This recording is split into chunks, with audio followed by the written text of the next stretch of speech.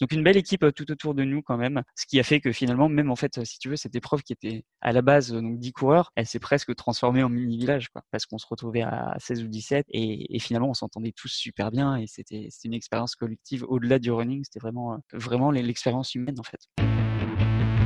Voilà, c'est un exercice assez difficile que de réussir à courir suffisamment lentement pour pouvoir attendre tout le monde, suffisamment vite aussi pour être dans un état où tes jambes ne vont pas souffrir de la lenteur. Donc en fait, c'est assez difficile de réussir à se caler sur un rythme qui n'est pas le tien, mais c'est le jeu. C'est le jeu et c'est pour ça qu'on a signé, donc c'est pour ça qu'on va se battre et qu'on va tous rester ensemble et qu'on va tous souffrir ensemble finalement.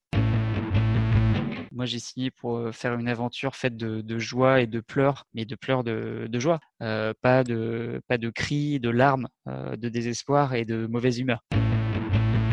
Donc ce jour-là est le début du reste de ma souffrance, puisque cette souffrance ne s'arrêtera pas jusqu'à la fin des 10 marathons et elle va forcément se propager. Bonjour à tous, je suis Guillaume Lalu et je suis ravi de vous retrouver dans ce nouvel épisode de Course épique. Merci à tous pour votre fidélité grandissante, c'est un immense plaisir pour moi de vous savoir plus nombreux semaine après semaine à écouter ce podcast. Pour l'aider à continuer à se développer, n'hésitez pas à le partager le plus largement possible autour de vous, à vous abonner sur les différentes plateformes de streaming ou encore à noter avec le plus d'étoiles possible Course épique sur Apple Podcast. Je ne manquerai pas de partager vos stories Instagram également.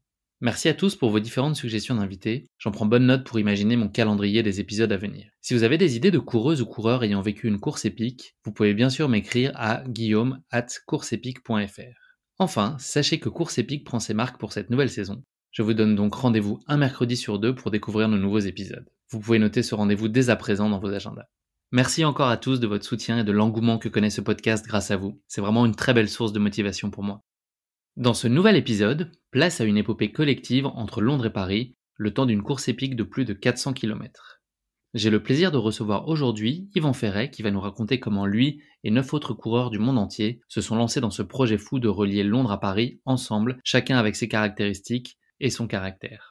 Vous l'entendrez, nos 10 coureurs ont naturellement été mis à rude épreuve dans la réalisation de ce challenge sportif collectif, source de fabuleux accomplissements, mais parfois aussi de vives tensions, où la nécessité de concessions individuelles s'est imposée pour préserver l'intérêt suprême du groupe et espérer rallier Paris tous ensemble. Je ne vous en dis pas plus, Yvan va vous raconter tout ça bien mieux que moi. Bienvenue sur Course épique, le podcast running et trail qui vous fait vivre dans chaque épisode une histoire de course inoubliable grâce au témoignage de son invité. Athlète émérite, coureur confirmé ou anonyme passionné, quand la légende d'une course et la destinée d'un coureur se rencontrent, c'est dans Course épique qu'elle se raconte. Course épique, c'est un invité, une course, une histoire hors du commun. Bonne écoute! Salut Yvan, bienvenue dans ce 12e épisode de Course épique, comment vas-tu ? Salut Guillaume, écoute, ça va super, je te remercie, j'espère que toi aussi. Eh oui, tout va bien, c'est l'heure de la rentrée des classes, c'est plutôt très encourageant et motivant. Avant qu'on se parle plus spécifiquement de ta pratique sportive, est-ce que tu pourrais te présenter en quelques mots ? Ouais, bien sûr. Effectivement, c'est la rentrée, donc à moi de me présenter. J'ai mon cartable, tout va bien. Donc moi, c'est Yvan, 28 ans. Je vis en banlieue parisienne, donc un petit banlieusard. Je travaille dans le marketing digital, voilà, à Paris même. Ça fait plusieurs années maintenant. Si je devais me présenter, te donner quelques autres infos sur moi, hormis la course, forcément. Alors, je vais te parler de bouffe tout de suite, hein. Qu'on se le dise. Okay. Moi, si tu me parles de cookies, de beurre de cacahuètes et de pommes, pour moi, c'est le trio gagnant qui surpasse un petit peu la course. Donc, tu peux me parler de tout. Moi, ce que j'aime avant tout, c'est les ravitaux. D'accord, donc j'ai un invité gourmand aujourd'hui, si je comprends bien. Très, très, très gourmand. Un peu trop même par moment. C'est un joli Mais défaut. Bon, ça dépend des fois. Donc voilà. Non, après, de manière assez générale, je suis une personne complètement normale qui aime les séries, se balader, les voyages et puis tu sais quoi. Et est-ce que tu pourrais nous parler de tes premiers pas dans le sport ? Qu'est-ce que tu as pratiqué toi comme sport quand tu étais plus jeune ? Alors mes premiers pas étaient des pas assez mal engagés, pour tout te dire. Assez mal engagés parce que j'ai pas forcément aimé le sport, je l'ai même détesté pendant un bon bout de temps. C'est assez drôle d'ailleurs comme histoire.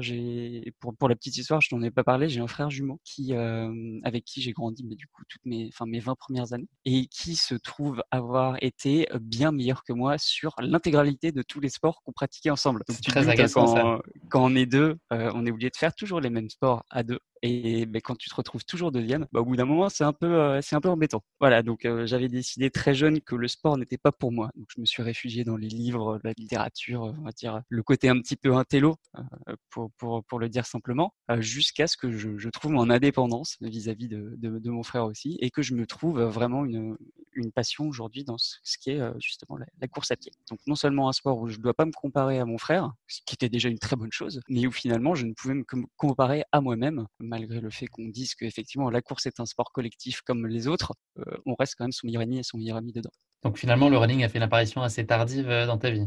Ouais, tout à fait. Il est apparu, je devais avoir 22 ans, donc oui, il y a à peu près 6 ans, sachant que je courais alors, mais je courais absolument pas. Je courais 400 mètres et je me souviens me taper une otite systématiquement après avoir couru un tour de piste. Voilà, donc c'était des très mauvais souvenirs que j'avais au début. Mais la motivation faisant et l'envie de me trouver un sport qui me correspondait et qui me plaisait, je trouvais ça finalement un joli défi que de me mettre sur le sport qui, à la base, semblait me plaire le moins. Et donc tu t'es mis au running de façon, en pleine autonomie, ou l'impulsion est venue de quelqu'un? Est-ce que c'était juste dans cette logique de t'émanciper de ton frère, ou est-ce que tu as vraiment eu l'opportunité un jour, quelqu'un qui te dit, OK, je participe à un 10 km dans 3 mois, prends ton dossard et viens avec moi?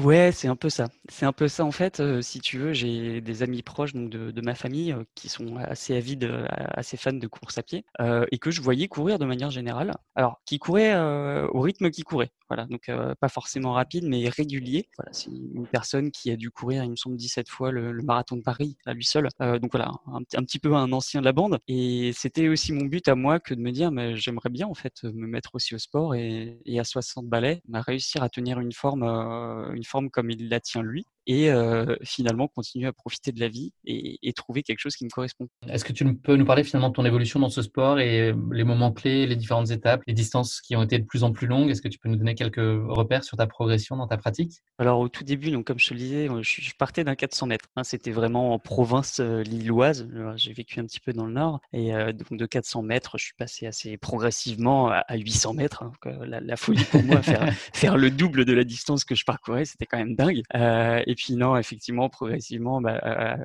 fallait monter un petit peu aussi. Donc le 1 km s'est transformé en 2, 3, 5, et effectivement le fatidique 10 km qui est venu environ 3 ou 4 mois plus tard. Donc suivi du deuxième 10 km le lendemain. Voilà, c'est monté assez rapidement. De là, je pense que c'est à peu près au bout de 4 mois que j'avais dû commencer à courir. Donc 4 mois plus tard, je pense que je bouclais mon premier semi-marathon aussi, donc le semi-marathon de la Braderie de Lille. Et puis de là, effectivement, j'ai continué à courir ici et là. J'ai profité aussi d'être étudiant. Donc j'étais étudiant à ce moment-là pour partir à l'étranger. Donc j'ai fait une partie de mes études aux États-Unis, et c'est là-bas que j'ai couru mon tout premier marathon. C'était à Charlotte, en Caroline du Nord, et j'ai découvert une ambiance mais absolument magnifique, quoi. C'est des gens qui supportent comme pas possible, qui ne te connaissent pas mais qui te vouent un culte parce que tu as réussi à courir ce que eux ne courent pas et ne voudront jamais courir, parce que ce qui les intéresse, c'est vraiment t'encourager et pas forcément courir.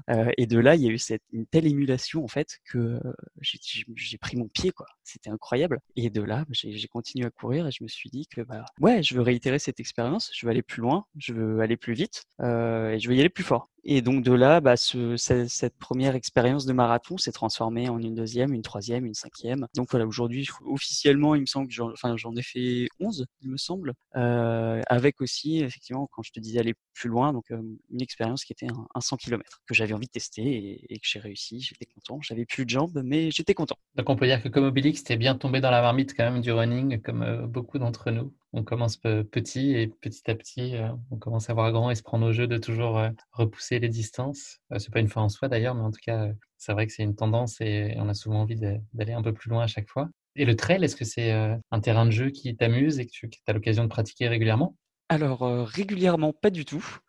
C'est drôle parce que en fait, non, de base, je pars avec un a priori très fort, et toutes les personnes qui me connaissent savent que je suis très bougon quand on me parle de trail, parce que je suis très étourdi. Et généralement, alors c'est pas le cas sur le dernier trail que j'ai fait. J'en ai fait un il y a environ 3 semaines. Mais généralement, dès que je fais un trail, je tombe. Voilà, tout simplement. Donc c'est assez simple, hein. C'est pour ça aussi que j'avais décidé à un moment donné de ne plus courir de trail du tout, parce que je sais que je me blessais et que je pouvais plus rien faire pendant 2 semaines après. Voilà, typiquement, je regarde pas mes pieds, où il suffit que je tourne la tête pendant 2 secondes et puis je me mange un rocher. Bon bref, voilà, tu vois un peu le genre, le Gaston Lagaffe du trail. T'es pas tout seul, hein. Sissi Cuissot, nous en avait parlé lors de son escapade en Patagonie et de son trail qu'elle a fait là-bas, elle nous a raconté qu'elle aussi, elle était très distraite. Même des athlètes très confirmés peuvent avoir ce type de petites émotions et voilà, qui provoquent la chute. Je suis pas encore au niveau de Sissi, hein, mais effectivement, oui. Bon, on a tous nos défauts et puis bon, il faut les accepter, il faut se reconcentrer un petit peu. Donc ouais, non, le trail de manière générale, c'était pas forcément mon plus grand plaisir. Après, voilà, ça dépend quel type de trail aussi. Et est-ce que tu peux nous parler de l'accomplissement que tu trouves, toi, dans la course à pied? En d'autres termes, pourquoi tu cours? Pourquoi je cours? C'est une bonne question. Alors, je pense que en fait, c'est une question qui est assez évolutive. C'est-à-dire que j'ai eu des raisons pour lesquelles je me suis mis à courir, j'ai des raisons pour lesquelles je cours et je pense que j'aurai des raisons pour lesquelles je vais décider de continuer à courir. Donc au début, effectivement, je te le disais, ma première décision, c'était plus, voilà, m'émanciper, trouver un challenge, trouver quelque chose que j'aime faire, mais que je n'aimais pas faire avant, mais plus dans ce caractère quand même individuel. Voilà, savoir me trouver moi-même. Aujourd'hui, quand je cours, c'est pas forcément pour me trouver moi-même. Alors, outre les défis que je peux me lancer, donc aller chercher un RP sur marathon, des choses comme ça arrive forcément. Mais aujourd'hui, je cours plus dans l'idée d'être avec d'autres personnes, d'accompagner des personnes, d'éprouver une expérience collective et de là, justement, partager une émotion collective. Et c'est ce qui m'a amené justement à faire pas mal de challenges et de courir beaucoup aussi avec des amis. C'est que je me retrouve beaucoup plus en fait dans la course avec d'autres personnes que quand je dois courir tout seul. Et est-ce que tu peux nous dire comment se structure une année de course pour toi? Est-ce que tu as vraiment des passages obligatoires, enfin des rendez-vous incontournables ou des courses que tu chéris, ou en tout cas des formats de courses que tu t'imposes? Le terme est négatif, mais en tout cas, voilà. Est-ce que dans chaque année, il faut que tu aies fait un ou deux marathons? Comment est-ce que tu réfléchis et conçois tes années de course? Ouais, c'est marrant ça. Ouais, je pense que j'ai plus ou moins ma sorte de to-do list à accomplir pour chaque année. Bon, cette année, elle aura pas été quand même la plus fructueuse qui soit. On va pas se le cacher. Mais globalement, j'ai un marathon. Il me faut un marathon, au moins un marathon à objectif. Ensuite, je peux avoir 2 ou 3 autres marathons si c'est pour le fun, si c'est pour aider des copains à dépasser leurs objectifs, des choses comme ça. Donc ça, il y a pas trop de soucis. Et puis après, j'ai effectivement, j'ai mes courses plaisir et mes courses famille. Donc de la même manière, j'ai 2 courses sur lesquelles je me rends toujours. C'est la course du 14 juillet, parce que le 14 juillet est férié, qui est une course dans le petit patelin où habite ma famille. Et il y a la course du 11 novembre, parce que le 11 novembre lui aussi est férié et où justement il s'agit de faire un trail donc dans les terres du Nord, sur les pavés du Paris-Roubaix, pardon. Donc entre les pavés et agrémenté de boue ici et là, généralement 98% du temps il a plu la veille. Autant te dire que tu ressors de ce genre de choses comme un cochon. Très Si nos drôle en auditeurs soi. ont des idées de courses pour toi pour le 8 mai ou le 1er janvier qui sont fériés, qui n'hésitent pas à te les soumettre. C'est ton Je terrain suis de tout jeu de à fait preneur. prédilection, courir Dites-moi les jours tout. fériés. Le coureur férié, voilà, tu vas pouvoir m'appeler comme ça. Quels sont, tu penses, toi, tes atouts dans la course à pied, là où tu te débrouilles naturellement plutôt bien, et puis peut-être les zones qui nécessitent plus de boulot pour toi ou sur lesquelles tu as moins de plaisir? Alors, j'aime beaucoup, moi, mon type de sortie préféré, j'aurais tendance à dire que c'est davantage le fractionné long. Donc faire des 5000, 4000, 3000, des 3 fois 3000, des choses comme ça. Je sais que moi, c'est vraiment mon dada. Je m'éclate bien dans ce genre de séance. Ça, c'est le type de séance que j'aime. Après, tout l'inverse étant le fractionné court. Donc moi, me demander de courir à 30 secondes à balle, c'est impossible parce que j'ai aucun dynamisme et aucune explosivité. Donc concrètement, quand il faut faire un relais 4x400 avec des copains, je suis toujours le dernier. Change de copain, prends des copains moins rapides. Ouais, mais c'est pas drôle, il y a moins le côté de challenge après, tu vois. Mais oui, non, c'est clair, il faudrait que je change de copain aussi par moment. Juste pour les fractionnés courts, hein, pas pour le reste. Ouais, juste pour le corps. Non, après moi sinon, tout ce qui est endurance et charge mentale, après j'aime bien aussi essayer de me mettre des défis. Je pars souvent sur des défis en fait le matin en me levant, sans avoir pensé à quoi que ce soit la veille. Donc oui, ça m'est arrivé de temps en temps de me lever et de me dire je vais aller courir et puis finalement je rentre chez moi et j'avais couru un marathon. Voilà, parce que pourquoi pas, parce que j'avais les jambes, j'avais la motivation, j'avais le sac à dos avec de l'eau et que au moins je peux revenir à la maison et manger mes pommes tranquillement. Fais attention parce que les pommes, c'est sain. Tu rajoutes du beurre de cacahuète dessus, j'espère. Ouais, souvent. Ok. Écoute, merci beaucoup Yvon pour cette introduction. On va passer à notre séquence de la basket chinoise. Donc, c'est un format de portrait chinois version sportif qui va nous permettre de continuer à mieux te connaître. Pour commencer cette basket chinoise, si tu étais un personnage de fiction, peux-tu nous dire qui tu serais?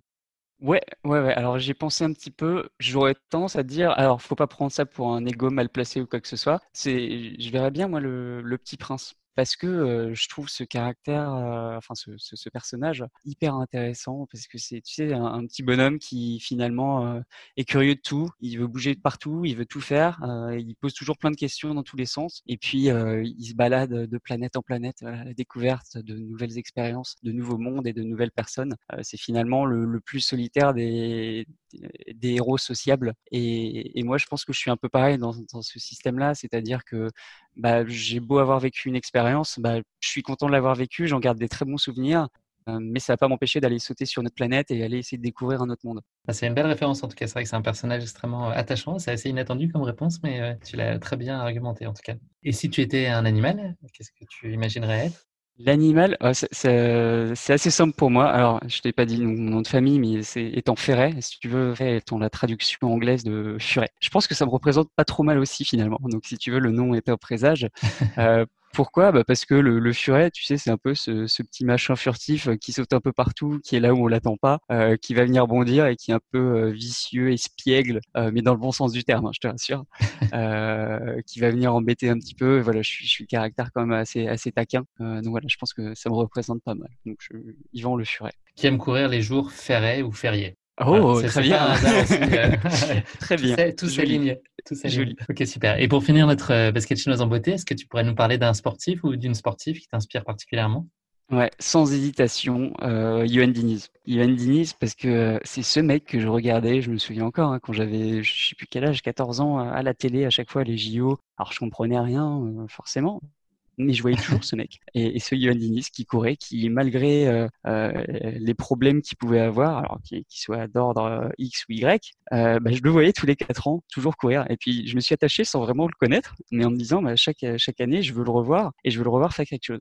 Et Et en peut-être, fait, Yvan, juste pour préciser, pour ceux qui ne le connaîtraient pas, la discipline qu'il ouais, pratique, pardon. c'est la marche. C'est le 50 km marche, ouais, effectivement, Exactement. qui pratique toujours donc pendant tous les Jeux Olympiques. Et c'était alors une source de motivation énorme parce que de 1, je le voyais donc 4 ans après 4 ans continuer à courir, à marcher vite sans cesse et sans cesse, mais aussi simplement psychologiquement parlant, de me dire ce mec marche 50 km. Et en fait, j'ai fait une association directe aussi au moment où je me suis mis à courir que de me dire, mais en fait, c'est un défi, c'est de un jour réussir à parcourir autant que ce que Yoann Diniz peut parcourir pendant ces Jeux Olympiques. Et c'est chose faite, et du coup, j'en suis très content maintenant. J'ai eu l'occasion de le voir sur une ou deux courses comme ça, et c'est vrai que c'était un peu l'idole de ma jeunesse sans l'être pour autant.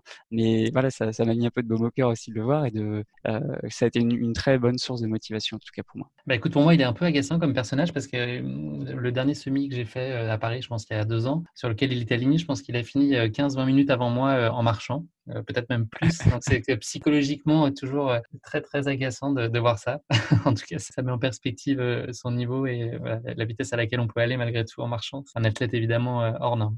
Écoute, merci beaucoup Yvan pour cette basket chinoise. On va parler un peu plus précisément de ta course et tu vas nous la raconter en détail. Mais pour faire simple, ton histoire et celle qu'on a choisi de vous raconter aujourd'hui dans le cadre de Course Épique, c'est bien plus qu'une course, mais c'est vraiment une épopée collective qui relie Londres à Paris et à laquelle toi tu as pris part en avril 2019. Son principe est simple. Donc ce London to Paris, c'est 10 marathons en 10 jours avec 10 coureurs qui doivent arriver ensemble et franchir la ligne d'arrivée ensemble. C'est ça la promesse que vous êtes tous conjointement faite. Et voilà, et cette notion d'ensemble être collectif est essentiel dans cette course épique avec tous les grands moments mais aussi toutes les difficultés que cela peut soulever. Avant que tu nous racontes ce marathon puissance 10, le moment est malheureusement venu pour toi de te frotter au redoutable et ô combien terrifiant exercice de la question qui pique de course épique. C'est une question très gentiment piège que je pose à chacun de mes invités. Donc pour cette question qui pique, on va parler ingénierie et chantier. Donc pas facile sur le papier, c'est quand même assez expert. J'ai fait mes études dedans, super.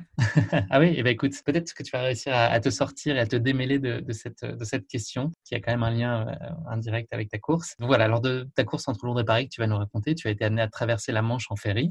C'est l'occasion d'évoquer évidemment cette prouesse de construction moderne qui est le tunnel sous la Manche qui a été inauguré en 1994. Donc tunnel immergé, tunnel forêt, bateau sous-marin, pont mobile, digue. L'idée d'une liaison fixe qui reliait la France à l'Angleterre à nos nourrit de nombreux fantasmes depuis bien longtemps dans la tête des ingénieurs anglais et français. Et en 1801, il y a l'ingénieur français Albert Mathieu Favier qui est le premier à imaginer un tunnel qui pourra relier la France et l'Angleterre. Donc, il suggère au premier consul de Napoléon Bonaparte le percement d'un tunnel pour les malpostes, c'est-à-dire les voitures hippomobiles qui étaient utilisées à l'origine pour le transport du courrier. Donc, son projet de tunnel était ainsi composé de 2 galeries superposées, la première pavée éclairée qui devait servir aux malpostes, tandis que la seconde devait servir à l'écoulement des eaux d'infiltration.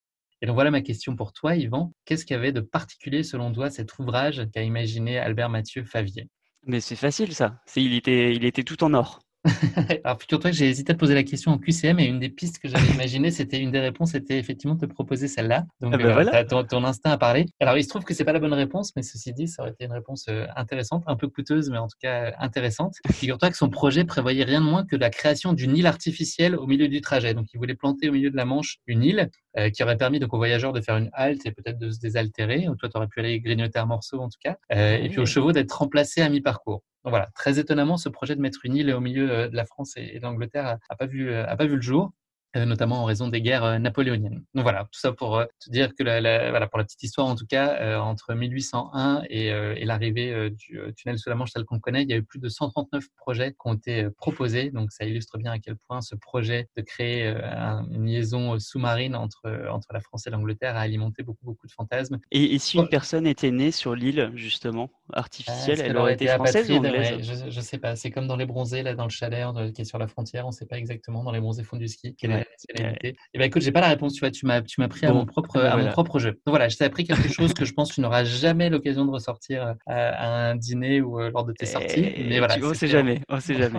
on n'est pas à l'abri. Bon allez, cette fois on embarque pour ton aventure London to Paris. Est-ce que tu peux nous raconter les grands principes? J'en ai posé les grandes lignes, mais est-ce que tu peux nous raconter quelle est fondamentalement l'idée de cette course? Alors, effectivement, donc ce projet s'est inscrit dans une lignée, assez particulière. Donc, où je pense que tu l'as compris, le numéro fétiche était le 10, hein, puisque ce défi un peu «fou» entre guillemets était de rassembler donc 10 coureurs de 10 nationalités différentes pour courir 10 marathons en 10 jours. Voilà, quelque chose qui est assez important, pour, nous 10 en tout cas, qui, et on avait cette particularité aussi de n'être que des coureurs amateurs, hein. Donc jamais personne n'avait fait de challenge qui pouvait ressembler, de près ou de loin à un type de challenge tel qu'il en est ressorti aujourd'hui. Donc voilà, c'est quelque chose qui a été créé. Alors pour te donner un petit peu de contexte aussi, moi je fais partie d'un groupe de running, hein, donc comme il en existe aussi pas mal maintenant en France et dans le monde de manière générale. Donc moi je fais partie de la team ASICS Frontrunner, et donc c'est un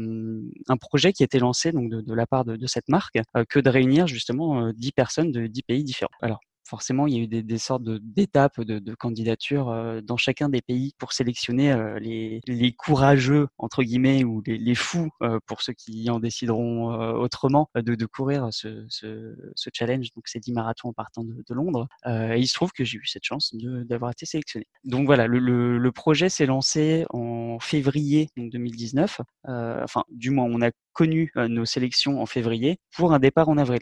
Donc autant te dire que le temps de préparation pure était quand même assez réduit. C'était pas évident forcément de se lancer. Alors moi, je suis un grand fan aussi de vélo d'appartement. Donc en fait, je faisais peu de courses pendant un certain temps. Je devais être à deux courses par semaine. Donc avec mon coach qui m'a quand même bien suivi derrière, je suis passé de 2 courses par semaine à entre 8 et 10 courses par semaine. Donc voilà, c'était quand même pas évident. Quand il fallait faire du tri quotidien matin, midi, soir, autant dire que les jambes, j'avais quelques lourdeurs en fin de journée. Mais l'entraînement, voilà, c'est bien passé. J'étais prêt à affronter ce challenge, tout comme les autres. Donc chacun avait son coach aussi, son plan d'entraînement. Certains n'avaient absolument pas prévu d'entraînement. D'autres avaient prévu de faire de la musculation plus que de l'entraînement. Donc autant dire que la situation était drôle. C'était un peu l'auberge espagnole du running international, quoi. Et oui, justement, pour Voilà. parler de la composition de l'équipe, tu vas nous le raconter, mais la perspective et le défi, il était vraiment d'ordre collectif, c'est-à-dire vous deviez rallier Paris tous les 10 et franchir la ligne d'arrivée ensemble. Donc voilà, les profils qui avaient été retenus par ASICS c'était délibérément, je pense, très hétérogène. Est-ce que tu peux nous parler un peu de ce casting et nous présenter brièvement les 9 autres coureurs qui t'accompagnaient? Ouais, bien sûr. Et c'est vrai que tu fais bien de le préciser, c'est quand même le défi principal qui a animé, on va dire, le projet dans son intégralité. C'est que des 10 personnes, finalement, on avait tous plus ou moins une personnalité différente ou un sport différent. parmi le running, mais qui faisait qu'on avait notre pierre à apporter à cet édifice et qui rendait l'expérience unique et que personne d'autre ne pourrait vivre de cette manière. On était séquencés, donc plusieurs personnes, dont moi je faisais partie, parmi les plus basiques entre guillemets, donc coureurs, on va dire à moitié rapides, marathoniens qui ont un petit peu d'expérience du long. Voilà, je pense que mon 100 km avait joué un petit peu aussi en ma faveur. Il y a des personnes qui justement couraient mais de manière assez lente, d'autres qui étaient en ultra. Alors si je te donne, on va faire un top, hein. Alors il y avait Pete qui est l'anglais, qui était là. C'était un grand mec baraqué de 1m95, 120 kilos. Voilà. Et lui, c'était un powerlifter. Donc, pour te dire, lui, il courait, mais il courait moins qu'il soulevait de la fonte. Voilà. Donc déjà, tu voyais la bête, tu disais, mais je sais pas s'il court ou s'il roule, ou je sais pas. On va voir. Ça, c'était le premier cas. Il y avait deux autres cas qui étaient deux personnes qui étaient spécialisées dans les Spartan Race. Donc, si tu veux, elle courait, mais elle courait plus sur des formats un petit peu trail cardio, qui n'avaient jamais dépassé les 20 km ou qui avaient pu faire un marathon, mais en 4h30, donc jamais plus, enfin jamais moins en termes de temps. Déjà, effectivement, c'est là aussi où tu te dis que, effectivement, s'il faut en enchaîner 10 et que le RP d'une personne sur marathon est de 4h30, on va mettre un petit peu de temps. Donc, il y en avait deux qui étaient plus ou moins comme ça. Il y avait une personne, Wandy, qui venait donc d'Afrique du Sud, qui lui était pour le coup le plus habitué de la course à pied, puisque dans son enfance aussi, il avait dû être contraint de faire de la course pour se rendre à son travail notamment, et voilà, simplement réussir à vivre sa vie comme il le pouvait. Et puis Eric, cet Espagnol qui court avec son grand cœur pour sa maman, qui souffre de sclérose en plaques. Voilà, donc tous les marathons, il les dédie à sa maman, et les marathons, il les court avec sa maman. Il a essayé de tenter d'ailleurs récemment le record du monde de la course en poussant justement une personne qu'il a loupé d'1 minute. Donc voilà, j'étais quand même très déçu C'était un pour format lui. marathon, hein, c'est ça? Ouais, c'était un format marathon. Ouais, j'avais eu la chance de l'accompagner l'année précédente sur le marathon de Barcelone avec sa maman aussi. Là, cette année, il l'a tenté sur le marathon de Séville. Il a loupé à 1 minute, mais en poussant sa maman, il a quand même mis 3 heures et 1 minute. Ouais, donc autant te dire qu'il en a dans les bras, et je pense que niveau gainage, tu trouveras pas mieux que lui. Voilà, globalement, alors je peux t'en dire d'autres. Marco l'Italien qui parle avec son gros accent italien, donc tout le monde rigolait forcément dans tous les sens. Il y avait Mariana la portugaise, adepte des Ironman. Et puis, si je dois en citer un dernier, et non des moindres, c'est Olga. Pourquoi Olga? C'est donc la personne qui venait de Russie. C'est Mamie Olga. Je l'appelle toujours comme ça affectueusement, parce que Mamie Olga, elle a 65 ans. Elle est venue courir avec ses 65 balais avec nous, les 10 marathons en 10 jours. Et elle s'était mise à la course à pied, à l'ultra run, seulement 2 ans avant le début du projet. Donc voilà, c'est une personne qui faisait beaucoup de yoga avant et qui s'est mise à courir, et qui finalement était sélectionnée aussi et est venue courir avec nous. Et autant dire que c'était une expérience. J'en dis pas plus parce que je pense qu'on va pouvoir On va continuer, faire mais une c'était une expérience. connaissance avec Olga, ouais, effectivement, un peu plus tard, on va être amené à reparler d'elle. Et quelle était l'équipe en place autour de vous, côté ASICS? Comment c'était organisé? Alors autour, on était organisé, c'était plutôt bien organisé de manière générale. On avait alors pour les biens, on va dire médiatiques du projet, donc il y avait 3 vidéastes, donc effectivement tout avait été filmé. Ils en ont fait un petit documentaire derrière qui était voilà simplement publié posté sur YouTube. Donc 3 vidéastes, on avait un photographe qui était là avec nous aussi, qui se baladait. C'était très drôle d'ailleurs parce qu'on savait jamais où il était. Donc dès qu'on voyait un vélo sur le bord de la route, on essayait de le chercher. Tu sais, un petit peu là où est Charlie. Tu dis où est le photographe? Le mec se cachait dans les buissons et tu savais pas où Il il avait était. un chapeau rouge et blanc ou pas pour aider à le trouver, un bonnet? Ah non, non, non, lui, il était vicieux. D'accord. C'était un vrai qui aime bien se cacher. Donc voilà, il y avait cette personne-là aussi, et on avait effectivement donc un community manager qui était là à mi-temps, enfin au tout début en tout cas, et qu'on a retrouvé à la fin, ainsi qu'une personne qui s'occupait. Alors là, pour le coup, on était assez chanceux quand même. On n'avait pas à courir avec tout notre matos sur le dos. Donc une personne qui s'occupait d'un van dans lequel on pouvait déposer nos affaires et qui faisait le transit donc du point A au point B de la journée, et au travers duquel finalement on pouvait s'arrêter par moment aussi pour faire les ravitaillements, qui nous attendaient toujours avec un petit peu d'eau ou avec quelques granolas pour pouvoir manger un petit peu. Et enfin, last but not least, peut-être le plus important, ou du moins l'un des plus importants, c'était le masseur et kiné. On avait un masseur et kiné avec nous. Et autant dire que, alors autant les premiers jours, je pense qu'il était content parce qu'on lui demandait pas beaucoup de choses. Mais à partir du 3 ou 4e jour, je pense qu'il comptait plus en jours, mais en nuits de travail. Voilà. Parce que Il fallait vraiment aller masser des gens. Nous, petits amateurs qui n'avions pas l'habitude de solliciter autant nos petits muscles fragiles, je pense que lui, il l'a vécu aussi de manière assez intense, puisque il devait passer tous les soirs, je pense, sur au moins 7 ou 8 personnes pour essayer de détendre les muscles et soigner et bander les jambes et mettre du tape, etc. C'était assez costaud. Donc une belle équipe tout autour de nous quand même, ce qui a fait que finalement, même en fait, si tu veux, cette épreuve qui était à la base donc 10 coureurs, elle s'est presque transformée en mini-village, quoi, parce qu'on se retrouvait à 16 ou 17 et finalement on s'entendait tous super bien et c'était une expérience collective au-delà du running, c'était vraiment l'expérience humaine en fait qui a été amenée derrière. Et sur le parcours en lui-même, comment est-ce qu'il a été conçu? Toi, tu as eu un rôle à jouer, notamment sur la partie française? Ouais, tout à fait. Alors London to Paris, hein, effectivement, on est parti donc côté anglais. Alors en Angleterre, on a fait 3 jours de course. Donc côté Angleterre, c'était donc la personne, c'était l'anglais en fait, avec une autre personne qui ont été chargés de faire le tracé sur les 3 premiers jours. Sur le reste des jours, alors du coup, les 6 jours qui suivent, donc du jour 4 au jour 9, j'avais commencé moi à faire de mon côté l'itinéraire tel que prévu en fait pour rallier Paris au jour 9, puisque on l'a peut-être pas précisé aussi, mais l'objectif était de courir 10 marathons en 10 jours et de finir en fait le 10e jour sur le marathon officiel de Paris. Voilà. Donc finalement, on n'avait que 9 jours à boucler en termes de GPS. Donc du jour 4 au jour 9, oui, effectivement, j'avais fait moi la première ébauche qui a été grandement améliorée et aidée aussi par Laurent Ardito, qui est une personne dédiée à ASICS aussi, qui s'occupe de grands trailers, et je pense que Sissi Cusso en saura plus que moi, qui travaille aussi, il me semble, avec Xavier Thévenard. Et donc lui et son fils avaient fait toute une reconnaissance de tous les parcours exploitables, notamment des pistes cyclables qu'on pouvait suivre pour faciliter la visite. Et de là, effectivement, nous, c'était jour après jour, finalement, charger l'itinéraire GPX qui était prévu, et puis se fier aux montres pour pouvoir avancer et relier l'hôtel A à l'hôtel B. Avec quelques petites surprises sur la trace qui ne s'est pas passée exactement comme prévu sur certaines étapes, si j'ai bien compris. Ouais, tout à fait. On en garde des souvenirs un petit peu amers. Des souvenirs un petit peu amers. Je te parlerai juste du troisième jour, effectivement. Le troisième jour qui était... Et effectivement, on a atteint 69 km au lieu d'en faire 42. Voilà, c'était assez drôle, ou pas, sachant que c'était quasiment en même temps. Voilà, il devait y avoir environ 900 D+, donc on dit que c'est pas grand-chose, mais 900 D+, quand même, c'est quand même pas rien. Ça arrivait quasiment 2 semaines ou 3 semaines, il me semble, après l'Eco-Trail de Paris. Donc en fait, c'est ce que je me suis dit, c'est que limite, on est presque en train de faire le 80K de l'Eco-Trail de Paris, sauf qu'on a 9 marathons autour, quoi. C'est un joli sandwich de course avec un Eco-Trail, un équivalent de 80 km au milieu. Ouais, c'est ça. Tu vas nous le raconter ensuite étape après étape, mais est-ce que tu peux nous donner une idée de l'organisation de votre agenda type sur une journée de course? Alors de manière assez simple, je pense qu'on était tous plus ou moins axés de la même manière. Donc un réveil assez tôt, on va dire sur les coups de 7h, 7h30. Massage, bandage, on se prépare, on se sollicite bien, on va manger sur les coups de 8h, on va dire, pour partir grand maximum généralement vers 9h.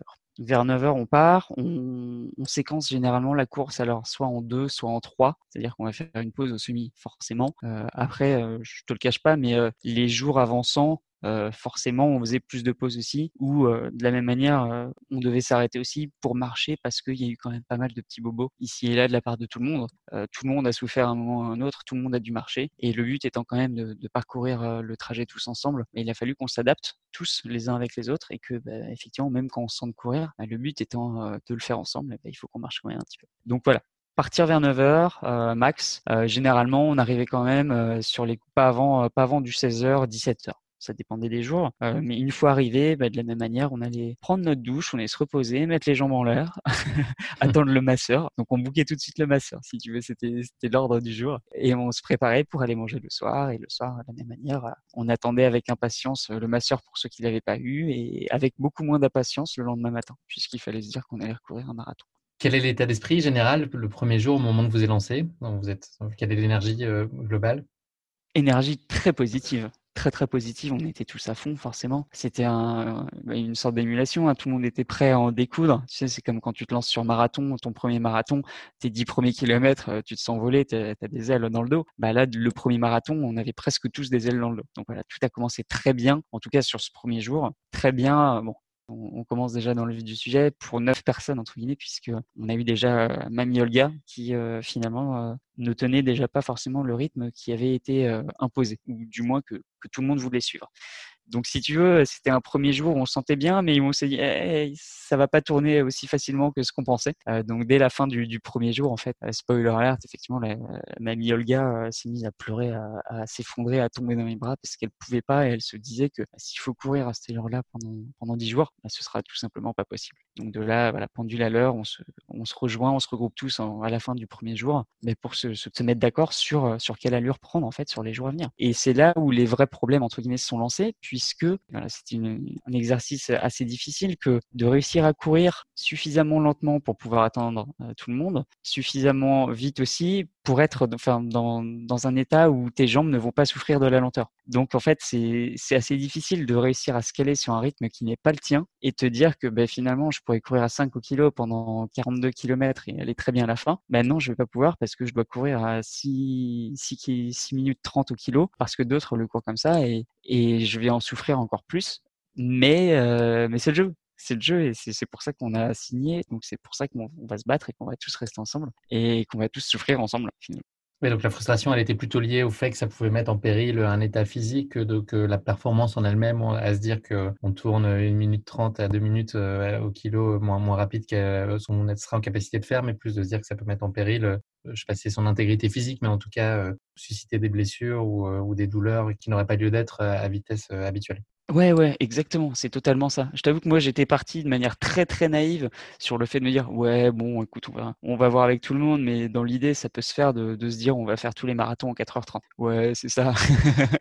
Je me suis fait très vite rattraper par le karma, hein, parce qu'on a très bien compris, assez rapidement que ce serait pas le cas et que le but, ce serait pas du tout de faire du 4h30 chaque marathon jusqu'à la fin. Ce serait déjà de faire chaque marathon. Déjà, ce serait bien d'arriver au bout. Il y a eu des jours avec et des jours beaucoup moins avec, hein, des jours très sans, on va dire c'est comme ça, et sur lesquels justement il fallait t'adapter et courir à une allure qui était quand même assez difficile. On était descendu par moments sur entre du 7 et du 7-10 au kilo. Donc autant te dire, des fois tu sais plus comment courir ou tu sais plus comment marcher. En fait, tu fais des allées de 50 mètres en trottinant et puis ensuite tu marches 50 mètres. Tu recours et tu remarches. Tout ça pour rester quand même avec les autres, mais pour autant sans te séparer complètement d'eux. Voilà, ça faisait partie du deal, mais c'est une belle torture. Hein. C'est une belle torture quand même. Donc là, en fait, étonnamment, dès le premier jour, il y a les premières dissensions qui commençaient à apparaître et vous avez une espèce de petite cellule de crise qui s'impose d'elle-même dès le premier soir où vous décidez de crever l'abcès et de chacun expose un peu ses enjeux pour essayer de trouver finalement un consensus autour de la meilleure façon de gérer les jours d'après. Ouais, exactement. Si tu veux, si on reprend un petit peu les classiques, donc t'avais deux camps, on va dire. T'avais le camp des Spartan Racers qui, eux, voulaient courir plus vite et qui, pour eux, courir moins vite serait synonyme de blessure. Et t'avais de l'autre côté Mamie Olga qui, elle, souffrait déjà un petit peu de ces différents problèmes. Donc c'était là où finalement et c'est aussi un autre problème, c'est que on parlait tous quand même un minimum anglais, ce qui était une chose assez importante, sauf justement Olga, qui avait beaucoup plus de mal que nous pour s'exprimer en anglais et qui Donc quand comprenait vous pas forcément l'appeliez tout. Mamie Olga, elle comprenait pas. Si, quand on lui disait Olga, non, Mamie Olga, il y a que moi qui le dis, ok? D'accord. T'as Ok. pas le droit de le dire. Ne le Non, répétez pas mais si ceux qui nous écoutent. Mais non, elle comprenait un petit peu, mais suffisamment peu pour qu'on doive quand même pas mal s'exprimer en langue des signes par moment. Voilà. C'était te dire aussi. Donc c'est pareil, on essayait de se battre un petit peu pour lutter et faire en sorte elle retrouve un petit peu, elle se retrouve dans le groupe, non pas exclue parce qu'elle va trop lentement, mais qu'elle se retrouve complètement imbriquée, sans que pour autant elle sache qu'on essayait de la soutenir à côté, puisqu'en fait elle écoutait sans écouter ce qu'on disait. Et Donc donc le statut, à l'issue de ces échanges-là, qu'est-ce que vous vous dites globalement, les grandes décisions qui sont prises? on coupe la poire en deux. Le premier jour, c'est ce qu'on s'est vraiment dit, on coupe la poire en deux. Donc là, on est allé trop vite. Elle allait un peu plus lentement. On va se rapprocher quand même de ce rythme-là que tenait Olga. Mais pour autant, on essaye de s'y tenir quand même et on va tout faire pour lui faciliter la course. Donc on prenait aussi son sac, on faisait des alternances, on lui donnait à boire. Voilà, c'est dès le premier jour, enfin dès le début du deuxième jour aussi, on s'est mis vraiment à travailler en équipe beaucoup plus que ce qu'on aurait pu imaginer auparavant. Le deuxième jour et les 44 kilomètres qui reliaient Woking à Horsham le lendemain donc se passent globalement bien. Il y a les premiers pépins physiques qui commencent déjà à se manifester, notamment chez Eric, le coureur espagnol dont tu me parlais tout à l'heure. Ouais, tout à fait. Étonnamment, je crois que c'était un petit peu la surprise qui en a épaté plus d'un. Enfin, une grosse douleur qui lui est arrivée au niveau je crois que c'était au mollet gauche, et qui littéralement 2 kilomètres après le début de la course, l'a forcé à s'arrêter et à marcher pendant 10 kilomètres. Donc là, si tu veux, deuxième jour, grosse blessure, on se dit bon, c'est mal engagé. On va voir comment on fait, mais on a dû marcher un petit peu pour que ça se rétablisse. On a fait appel donc au kiné, au masseur tout de suite, hein, pour qu'il essaye de régler ce problème. Et le problème, c'est que ce problème ne s'est pas réglé du tout pendant les 10 jours. Donc, c'est-à-dire qu'il courait, il courait, c'était un grand mot. Par moment, il était vraiment en train de marcher, il titubait par moment aussi. Il n'a jamais été dans un état d'esprit ou dans un état de forme tel que je l'avais connu sur d'autres courses aussi auparavant. Mais je savais qu'il allait rien lâcher aussi. Et c'est ça qui est assez fou, c'est que, mais comme je te l'ai dit, hein, donc il court pour sa mère, il court pour une cause, et pour lui renoncer à ce genre d'épreuve, c'est pas juste renoncer à une épreuve, c'est renoncer à ce pourquoi il s'est engagé. Et c'est pour ça qu'il a pas tenu, et c'est qu'il le répétait à chaque fois. Et tous les soirs, il faisait un call aussi avec sa mère, sans rien lui dire. Il paraissait naturel, il disait rien, il était comme d'habitude en fait, comme d'habitude, sauf que derrière, il souffrait. Et moi je le savais, mais sa mère elle le savait pas. Et je pense qu'elle l'a découvert vraiment à la fin aussi. Et c'est ça qui est fou, c'est que on avait tous quand même nos causes et nos motivations intrinsèques pour pouvoir courir et se surpasser. Et c'est ce qui a fait aussi que ça a bien marché. Donc là, on est le troisième jour. C'est le plus gros morceau de cette London to Paris avec 69 kilomètres à parcourir à partir de Horsham jusqu'au port de New Haven. C'est une portion de course qui a visiblement été un régal. J'ai vu quelques extraits dans la vidéo à laquelle tu faisais référence tout à l'heure. Vous avez l'air de vous en mettre plein les yeux. La campagne anglaise est très pittoresque et puis il y a des falaises qui sont absolument incroyables. C'est un très beau souvenir de cette course dans sa globalité. C'est un des moments forts. Ouais, c'est un moment fort. Je pense que c'est honnêtement le paysage le plus beau qu'on ait vu de ces dix jours qui sont venus, effectivement. Non seulement parce que, je te le disais aussi, c'était un passage un petit peu trail. Donc, on était vraiment sur des collines perdues un peu partout. Il y avait des espèces de châteaux en ruine sur le côté. On avait un troupeau de chiens qui nous a sauté dessus aussi. Donc, il y en a beaucoup qui ont commencé à flipper un peu dans tous les sens. C'était très drôle. Des situations drôles de ce genre-là. Et puis, non, moi, celle qui m'avait le plus marqué, et c'est là aussi où j'ai redécouvert une nouvelle facette de mamie Olga, c'est qu'elle a quand même, elle communiquait avec les vaches, quoi. Ouais, je trouvais ça très drôle. Si tu veux, on courait ou on marchait, je sais plus. Mais on se retrouve à un moment, on était 10 et puis on se retrouve à 9. Et puis, on se retourne et puis on voit Olga qui s'est rapprochée du champ et qui est en face d'une vache. Et elle commence à faire des bruits de vache. Et la vache, elle fait ces bruits de vache à elle aussi. Et là, on comprend que mamie, elle communique avec les vaches, quoi. C'était pas l'homme qui murmurait à l'oreille des chevaux, c'était la mamie qui murmurait au gros nez des vaches. Au lieu Et de de faire là, en du coup, anglais en première langue, elle a fait vache. Ce qui est ouais, c'est ça. moins utile dans la vie courante, mais dans ce cas précis, ça crée une expérience Ouais, mémorable. elle le vit bien, je pense quand même. Nous voilà le quatrième jour, donc place à une journée inhabituelle qui est un peu différente des précédentes avec une traversée matinale de la Manche en ferry pour rejoindre Dieppe. Est-ce que vous sentez à ce moment-là que les organismes sont attaqués? Comment ça se passe pour vous? Ouais, là c'est assez difficile aussi pour nous effectivement parce qu'on sort quand même d'une belle journée de quasi 70 bornes. Et puis surtout psychologiquement, ce qui est difficile à se dire, c'est qu'on doit casser notre routine. À savoir qu'on ne va pas se lever pour manger et pour courir, mais on va se lever pour manger, pour aller prendre le ferry, arriver en France et se mettre à courir seulement au milieu d'après-midi. Donc autant dire que tout a été chamboulé. Donc ce qui veut dire courir en milieu d'après-midi, c'est arriver le soir. On est arrivé à la frontale et se dire qu'arriver le soir, ça nous fait reprendre notre routine le lendemain matin quand même tôt. Donc si tu veux, le temps de repos entre le moment où on arrive et le moment où on repart va être suffisamment court pour que on se sente complètement fracassé le lendemain. Donc niveau psychologique, c'était assez difficile. Mais après, non, comme tu le dis, je pense qu'on s'émerveille plus aussi des paysages et de l'ambiance collective de manière générale que des petits pépins qu'on a pu vivre ici et là, quoi. Malgré tout, cette étape, elle donne lieu à un deuxième petit point de tension et des esprits qui s'échauffent. Qu'est-ce qui s'est passé exactement? Elle donne suite à un petit problème effectivement, c'est-à-dire que de la même manière, il y a encore des problèmes donc chez Olga notamment de suivre le bon rythme de tout le monde et que il y a de plus en plus de personnes, bon, c'est toujours un petit peu les mêmes, les gros bras et les grosses jambes qui essayent de lutter pour que certaines personnes prennent un petit peu le van plutôt que de courir parce que concrètement ça ralentit un peu tout le monde. Sauf qu'on est un peu tiraillé entre le fait de se dire pense à ta santé ou pense à ton défi ou pense pas qu'à toi. Et si tu veux, c'est un petit peu ces trois points-là qui font que certaines personnes, par moment, voulaient tout simplement continuer malgré la douleur, mais d'autres voulaient les pousser à arrêter ou du moins prendre une journée de repos. Et c'est là où finalement les esprits se sont un petit peu chauffés à un moment donné et que ça a un petit peu explosé le soir quand on était parti manger. Voilà, des bons gros cris, on va dire, qui ont amené à une nuit pas forcément très sereine et à un lendemain aussi où finalement une personne donc de ASICS aussi qui chapeaute le projet dans sa globalité, nous a fait un petit speech aussi pour nous dire ouais, calm down les gars, tout va bien, si vous voulez vous arrêter, pensez à votre vie avant de penser à vos jambes, quoi. Toi, au départ du 5e jour, le lendemain, tu pars de Neuchâtel-en-Bray, enfin vous partez de Neuchâtel-en-Bray pour une étape de 45 kilomètres. C'est un moment aussi pas très facile pour toi à titre personnel. Pour la première fois, peut-être toi, tu as un petit coup de mou aussi. Ouais.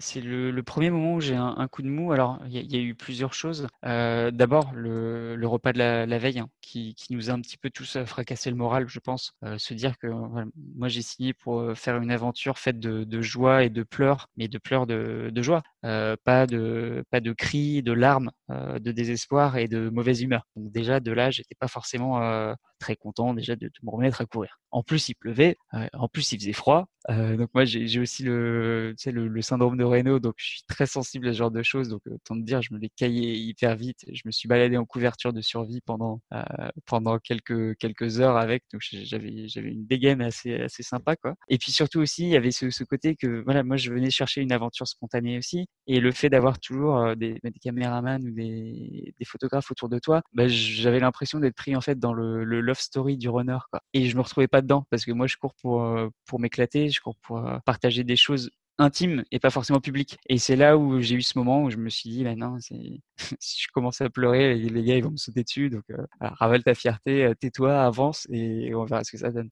Ok, donc petit coup de moins bien. Ouais, Malgré mais tout, vous très arrivez vite rétabli quand même. tous à boucler. ASICS en plus vous fait une petite surprise le soir avec des courriers de proches qui sont adressés à chacun des 10 coureurs. Donc le lendemain, c'est le 6e jour. Vous avez un 35 km, donc une broutille pour vous finalement, entre Gournay, Ambray et Gisors. On voyage un petit peu avec tous ces noms de villages dans le nord de la France. C'est une étape qui est globalement sans encombre. Toi, tu as quand même des premières alertes physiques. C'est la première fois où globalement ça commence à cogner un peu. Ouais, ça commence à faire mal. Ça commence à faire mal, mais je commence à ressentir le poids de la lenteur, en fait. Et ça tapote au niveau du tendon. Mon tendon gauche qui commence à faire mal. Donc, je le ressens dès le 10e kilomètre environ. Et puis, à l'arrivée, ouais, je commence à vraiment tituber et marcher, enfin, boiter même. Donc, c'est là où c'est difficile. Donc, ce jour-là est le début du reste de ma souffrance.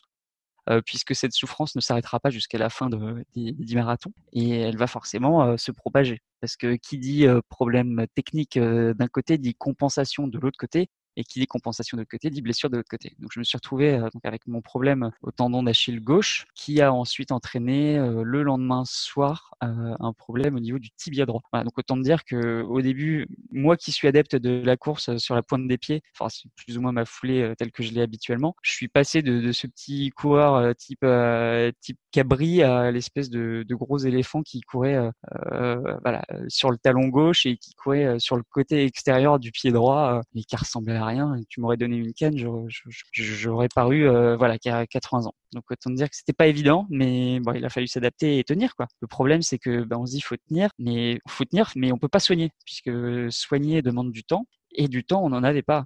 Donc vivement la fin de la course, finalement, enfin des courses, pour pouvoir enfin se reposer et laisser les petits bobos de côté. Place ensuite donc au 7e et 8e jour. Donc la première de ces deux étapes, c'est 43 km. Une étape qui se passe plutôt sans encombre. Et sur cette 8e journée, Paris commence à se profiler au loin, puisque cette étape vous amène jusqu'au PEC, qui est en proche banlieue parisienne. On avance un petit peu dans le temps pour la 9e et avant-dernière étape, qui est une étape de 36 km. Vous avez un regain de motivation, je pense, et une perspective qui est particulièrement réjouissante pour vous tous en pensant à ce qui vous attend à l'arrivée de cette avant-dernière étape.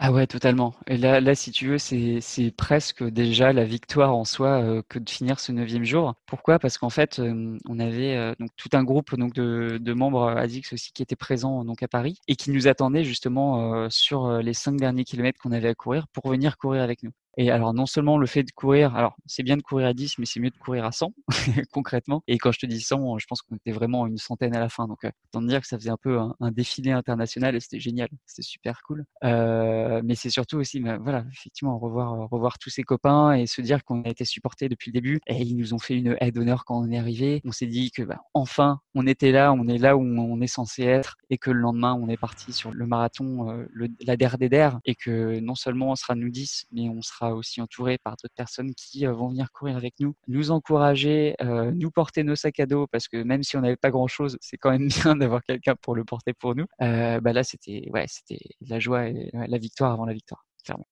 Arrive le moment où on est donc au dernier marathon de ces 10 marathons et c'est pas le moins joli avec donc cette conclusion de cette aventure collective au moment du marathon de Paris. Donc on est toujours début avril 2019.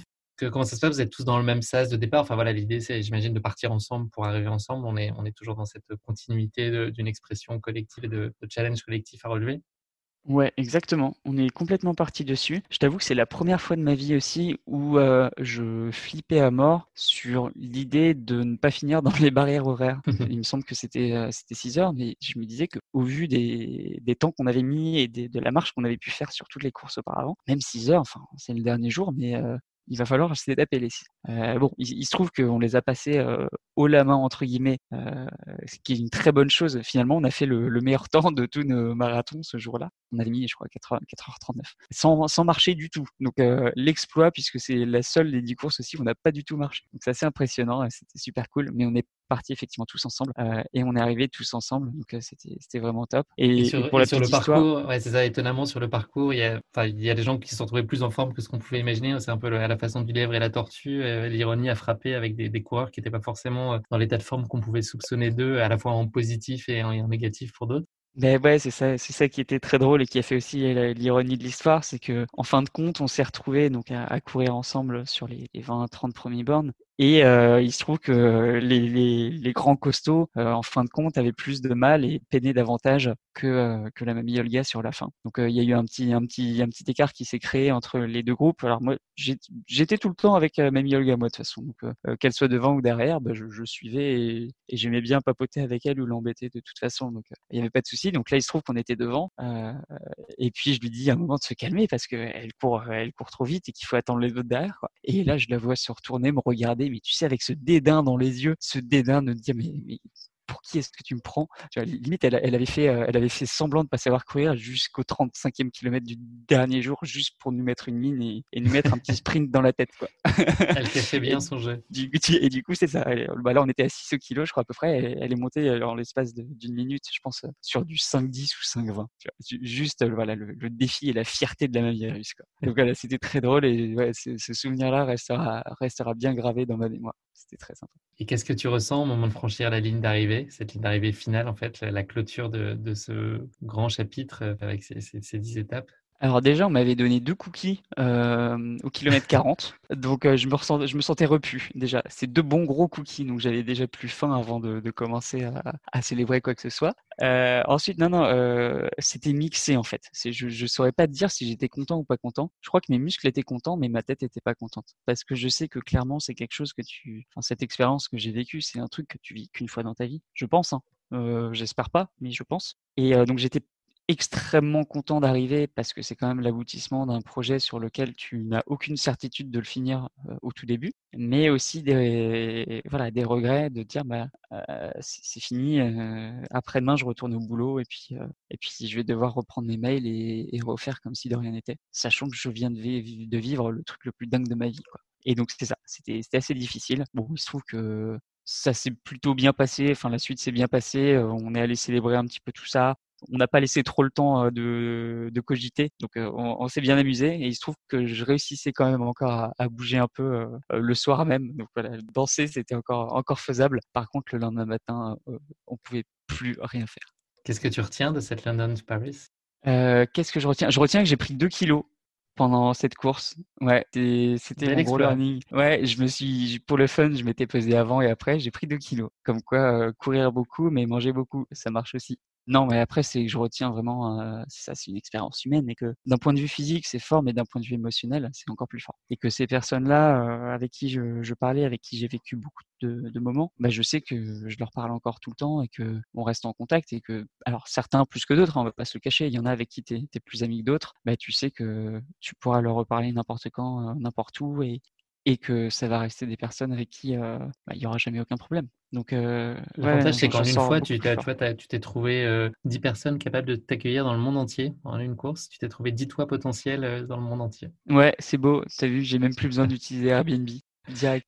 Et qu'est-ce que cette course t'a appris sur toi?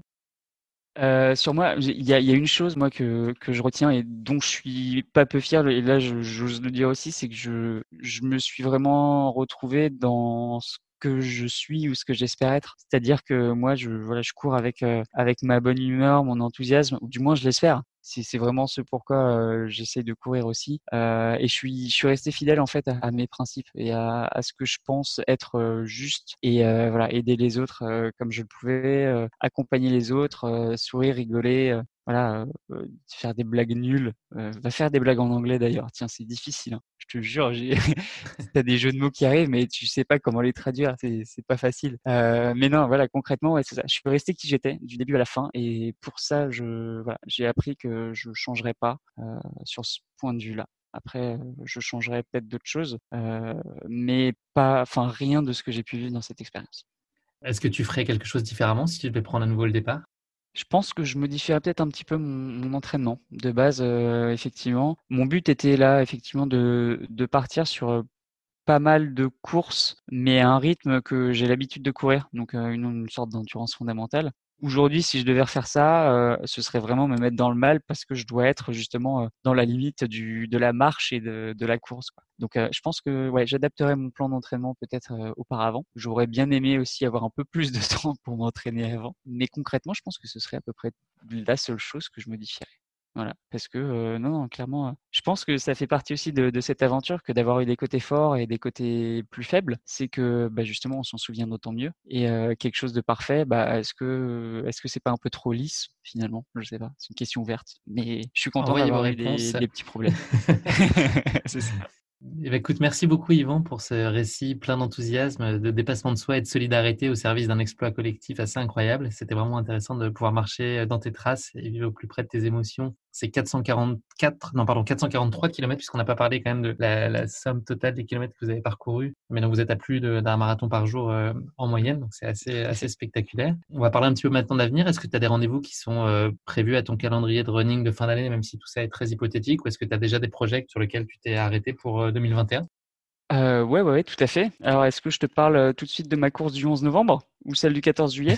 Ou On va on parle des autres? Non, non, plus sérieusement, oui, j'en ai effectivement d'autres. Alors, bon, malheureusement, j'ai pas mal des courses que je devais faire qui ont été annulées, notamment bon, le marathon de Boston pour lequel j'étais censé partir et que j'aurais bien aimé faire. Alors, du coup, là, c'est marrant, on en parle. Je me suis inscrit quand même sur le marathon virtuel, donc je vais le courir là ce samedi-là, samedi. Donc, ça va être assez drôle. Je vais le faire sur une piste. Voilà, donc, histoire de rendre le truc un petit peu plus bête, je trouve ça rigolo de le faire sur une piste. J'ai hésité à aller à Boston, qui est une ville qui existe au UK, C'est mais vrai. je me suis dit que ce serait peut-être un peu trop, un peu exagéré dans la bêtise quand même. Mais ceci À, dit, à j'aurais bien Boston, aimé. on fait des marathons et à Boston, on fait des marathons. Tu vois, c'est deux Exactement, styles différents. exactement. Ouais. Très bon, très joli. Donc non, bah, celui-là, donc je vais le courir de manière virtuelle. Non, moi, ce sera l'année prochaine, hein. Je vais de toute façon repostuler pour le faire et puis je reprendrai mes billets s'il est possible de le faire. Il y a celui-là, il y avait le marathon de Liège aussi que j'étais censé faire et que je referais bien, enfin je ferais bien.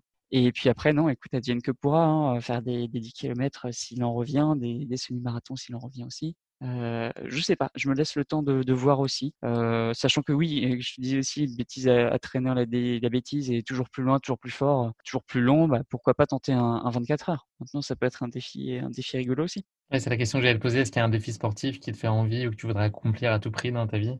Ouais, je pense que le 24 heures serait une belle étape, à venir, mais je pense pas que ce soit la dernière. Je pense qu'il y a d'autres choses qui me font beaucoup plus peur encore que ce parcours. Et moi, j'ai un respect fou pour les gens qui font le marathon des sables, qui font la diagonale des fous. Et je me verrai jamais faire une chose comme ça, puisque on n'est pas que sur un défi physique, on est vraiment sur un défi physiologique. Et c'est là où tu as toute une expérience, tu as tout un style de vie en fait qui est imbriqué aussi, que je ne me vois absolument pas avoir.